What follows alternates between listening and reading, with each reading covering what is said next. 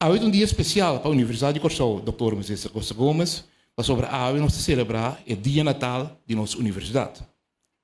Eu sei que hoje cumpre 44 anos de ciência e me dá esse uso de oportunidade aqui também para felicitar a inteira comunidade universitária, colega, estudante, povo de Corsou com a fecha natal de nossa universidade.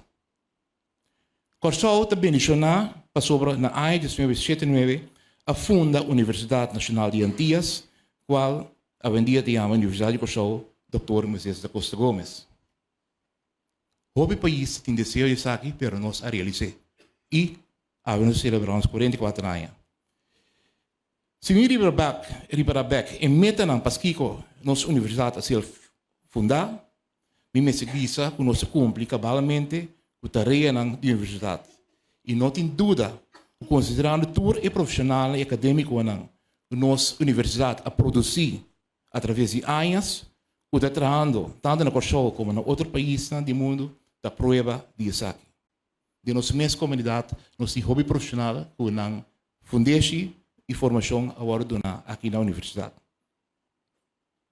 Para a aqui, a 23, a Universidade de Corsou, bota ênfase a parte de deriva nosso programa acadêmico de educação alta e acadêmico e investigação, também nós bota ênfase na valoração de nosso país Corsou.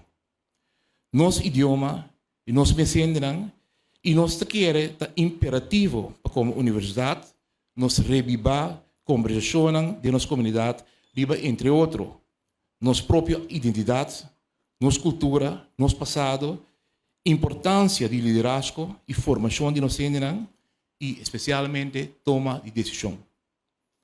Dentro do quadro aqui, nós revivar a noite de charla, leitura pública, sessão de mesa ronda de nossa aula, aqui, para nós papia, discutir com o outro, dirigir para a direita e desenvolver nossa comunidade.